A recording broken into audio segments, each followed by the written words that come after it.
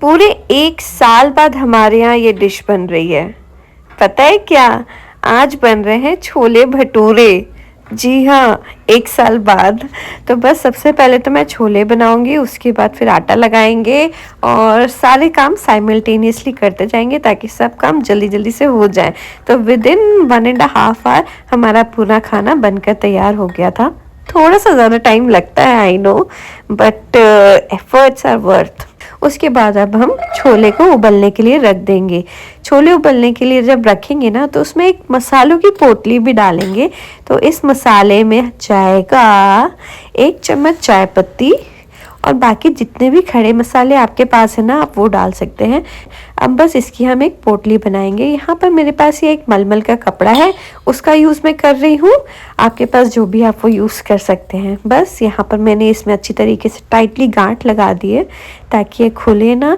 और अब ये पोटली जाएगी हमारे छोले में, और छोले में हम साथ में डालेंगे स्वाद अनुसार नमक। तो 1 छोटी चम्मच मैंने यहाँ पर नमक डाल दिया है। अब डालेंगे सफिशिएंट अमाउंट ऑफ पानी। बस इतना रखिएगा कि मतलब छोले के ऊपर ना 1 इंच तक पानी हो।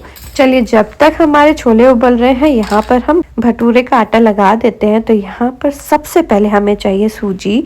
करीबन 100 ग्राम सूजी ले ली है, उसे मैं पानी में भिगो दे रही हूँ।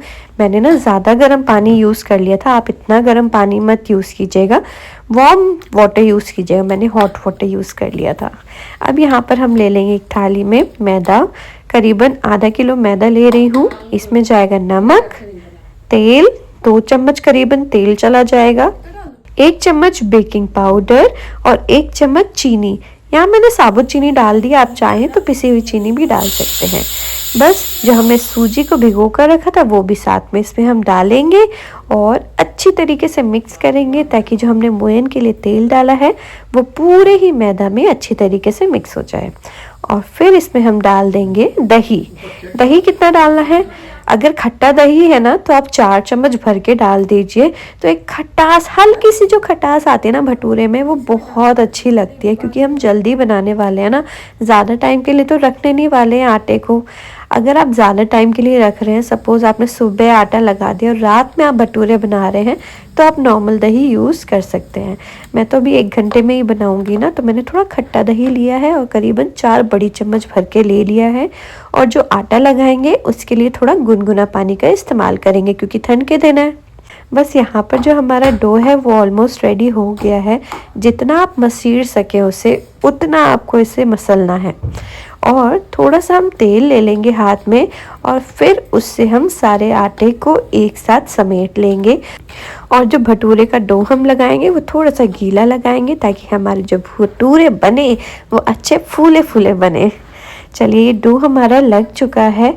अब मैं इसे एक डब्बे में ट्रांसफ़र कर रही हूँ और ढक्कन लगा के अब इसे ना हमें थोड़े गर्म जगह में रखना है। तो ऐसी कौन सी जगह हो सकती है? मेरे पास तो एक ही जगह है, वो है माइक्रोवेव। तो मैंने माइक्रोवेव को ना प्री हीट कर लिया है। एक ग्लास में पानी रखा, उसे 2 मिनट के लिए गर्म कर लिया। तो हमारा जो माइक्रोवेव है वो गर्म हो गया है। बस जब भटूरे बनाने होंगे तब हम निकाल लेंगे। चलिए, आटा लग गया है और छोले उबलने के लिए भी रख दी हैं।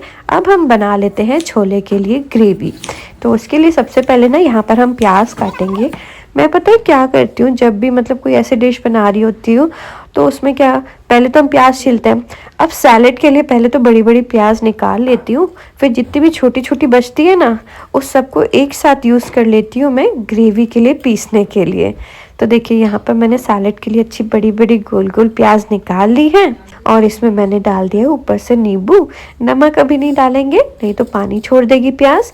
जब खाना होगा तब हम नमक डालेंगे। और वो जो छोटी छोटी प्याज थी उसे मैं काट के डाल दे रही हूँ हमारे ग्राइंडिंग जार में। करीबन 2 प्याज इसमें हम डालेंगे और 5 से 6 कली मैंने लहसुन की डाल दी है और 1 इंच अदरक का टुकड़ा। अब इसका हमें पेस्ट बना लेना है। चलिए, पेस्ट हो गया है। अब रखते हैं कढ़ाई क्योंकि हमें तैयार करनी है करी। छोले के लिए मसाला तैयार करना है ना, तो कढ़ाई में मैंने ले लिया है सरसों का तेल। जब सरसों का तेल में से ना धुआं आने लगे फिर इसमें आप प्रोसीड कीजिए। तो बस जीरा डाला, प्याज का मिक्सचर डाल दिया और प्याज को हम पका लेंगे। जब तक प्याज पक रही है तब तक टमाटर भी तैयार कर लेते हैं। नहीं नहीं, खेत में नहीं तैयार करना है, बस उसकी हम ग्रेवी बना लेते हैं। तो बस मैंने 4-5 टमाटर ले लिए हैं और उन्हें पीस लिया है। तो ये हमारे पिसे हुए टमाटर बिल्कुल तैयार हैं। और ये देखिए हमारे जो मसाला है प्याज वाला वो भी भुन रहा है। जब हम प्याज को पीसते हैं ना फिर उसे भूनते हैं तो काफ़ी ज़्यादा टाइम लग जाता है, इसलिए इन सारी रेसिपी में थोड़ा सा ज़्यादा टाइम लगता है। खैर दिखने के लिए होता है सब छोले और भटूरे ही तो हैं, लेकिन थोड़ा सा ज़्यादा टाइम लेता है। देखिए मैं यहाँ पर प्याज भून रही थी ना, तो हमने सरसों का तेल यूज़ किया था। इसमें ना मैं बीच में भूनते टाइम ही 1 बड़ा चम्मच घी भी डालूंगी। स्वाद बहुत अच्छा आता है फिर छोले में, आप ज़रूर ट्राई कीजिएगा। खैर ये ऑप्शनल है, आप डालना चाहें तो डाल सकते हैं वरना स्किप कर सकते हैं। अब डालेंगे इसमें हम मसाले। यहाँ पर मैं भोज मसाले का इस्तेमाल कर रही हूँ। भोज मसाले बहुत अच्छे होते हैं, उनकी सुगंध बहुत अच्छी होती है, बिल्कुल प्योर फॉर्म ऑफ मसाले होते हैं। अगर आप मसाले लेना चाह रहे हैं और डाउटफुल है कि किस ब्रांड के मसाले लें, भोज मसाले डेफिनेटली आप चूज़ कर सकते हैं। बस सारे ही मसाले डाल दिए हैं, धनिया पाउडर, हल्दी पाउडर, किचन किंग मसाला, गरम मसाला, लाल मिर्च पाउडर और कश्मीरी लाल मिर्च पाउडर। बस थोड़ा सा भुना है, साथ में गया है टमाटर की प्यूरी और टमाटर गया है तो नमक भी जाएगा। नमक थोड़ा सा ध्यान से डालेंगे क्योंकि हमने छोले को उबालते टाइम भी नमक डाला है, तो वो नमक भी रहेगा। बस अब ढक देंगे इसे और पकने के लिए छोड़ेंगे। देखिए जब तक हमारे टमाटर जो हैं, देखिए जब तक हमारे ये जो टमाटर है मसाले में पक रहे हैं तब तक यहाँ छोले भी हो गए। मैं आपको दिखाती हूँ। छोले ना बिल्कुल मुझे वैसे पसंद है कि मतलब आप अपने हाथों के बीच में लेना, उंगली के बीच में, तो वो बिल्कुल मशी हो जाए, बिल्कुल सॉफ्ट एंड सिल्की स्मूथ।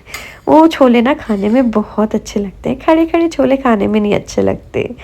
तो इसमें जो हमने पोटली डाली थी उससे भी अगर आप रस निचोड़ना चाहें तो वो निचोड़ सकते हैं, फिर इसे हटा दीजिए।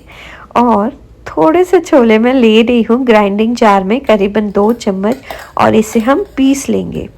और ये जो पिसे हुए छोले हैं ना, फिर इसे हम डाल देंगे हमारे बाकी के छोले में। ऐसा करने से जो हमारे छोले बनते हैं ना वो अच्छे गाढ़े ग्रेवी वाले बनते हैं, ऐसा लगता है बहुत रिच हैं। और स्पेशली अगर आप भटूरे के साथ छोले बना रहे हैं तो ये टिप ज़रूर अपनाइएगा, क्योंकि भटूरे के साथ तो थोड़े गाढ़े छोले ही अच्छे लगते हैं। चलिए मैंने मिक्स कर लिया है और ये देखिए मसाले भी हमारे तैयार हैं। बहुत अच्छी खुशबू आ रही है, कलर देखिए बिल्कुल चेंज हो गया है। खैर छोले भटूरे तो सब लोग बनाते हैं अपने घर में, आप लोग भी बहुत अच्छा खाना बनाते हैं और आप लोग जो कमेंट्स करते हैं कमेंट सेक्शन में वो सही में मेरा दिल छू जाते हैं। अब बस इसका स्वाद बढ़ाने के लिए इसमें मैं एक चीज़ डाल रही हूँ, वो है अनारदाना पाउडर, करीबन आधी छोटी चम्मच। बहुत अच्छा स्वाद आता है, मतलब लिख के रख लीजिए। मतलब अगर आपके पास टमाटर नहीं है तो आप यूज़ कर सकते हैं, अच्छी खटास आ जाती है। ऑन एंड ऑन छोले में अनारदाना पाउडर इज़ अ हिट। अब पकाने के बाद इसमें मैंने डाल दी है धनिया पत्ती, और ये देखिए हमारे छोले देखकर ही मुंह में पानी आ रहा है ना। और साथ में फूले फूले भटूरे मिल जाए तो चलिए अब भटूरे बना लेते हैं। तो बस जो हमने आटा लगा के रखा था ना माइक्रोवेव में, उसे मैं निकाल लेती हूँ। ये देखिए बिल्कुल सॉफ्ट है। अब हम बना लेते हैं भटूरे। तो कढ़ाई में तेल गरम होने के लिए रख रहे हैं सबसे पहले तो, क्योंकि भटूरे के लिए अच्छा गरम तेल चाहिए। और सब लोग पूछते हैं कि ये कढ़ाई कौन सी है, तो ये पीतल की कढ़ाई है। अब मम्मा है घर में तो मैं कैसे रोटी या पूड़ी या पराठा कुछ भी भटूरे सेक सकती हूँ। मेरा काम है सब्जी बनाना और मम्मा का काम है रोटी बनाना, भटूरे बनाना। तो बस मम्मा यहाँ पर भटूरे बेल रही हैं, तो क्योंकि जल्दी जल्दी बनता है ना, तो मैंने बोला चलो मैं सेक देती हूँ। तो मम्मा यहाँ बेलते जा रही है, मैं यहाँ सेकते जा रही हूँ। तो ये हमारे फूले फूले भटूरे बनके बिल्कुल तैयार हैं। बस ध्यान रखिएगा जो गैस की फ्लेम है उसे थोड़ा हाई रखिएगा, हाई फ्लेम पे भटूरे बहुत अच्छे सिकते हैं। और ना मुझे थोड़ा पतले पतले भटूरे ज़्यादा पसंद है, तो मैं स्पेसिफिकली मम्मा से कह रही हूँ कि मम्मा थोड़े पतले भटूरे बनाना, वो अच्छा क्रिस्पी अंदर से सॉफ्ट, मज़ा आ जाता है खाने में। तो ये मैंने लगा ली है अपनी प्लेट, और प्लेट में है मज़ेदार वाले छोले, साथ में लच्छा प्याज, और है घर में गाजर का हलवा। तो स्वीट डिश में गया है गाजर का हलवा, और ये हमारे फूले फूले भटूरे। कैसी लग रही है हमारी ये थाली ज़रूर बताइएगा। उम्मीद है आप सभी को रेसिपी पसंद आई होगी। चलिए अब हम खिला देते हैं सबको। तो बस आशीष पापा और ईशु बैठ गए हैं खाने के लिए। बस मैं और मम्मा भी भटूरे सेक कर लेकर आएंगे और फिर गर्मा गर्म एंजॉय करेंगे।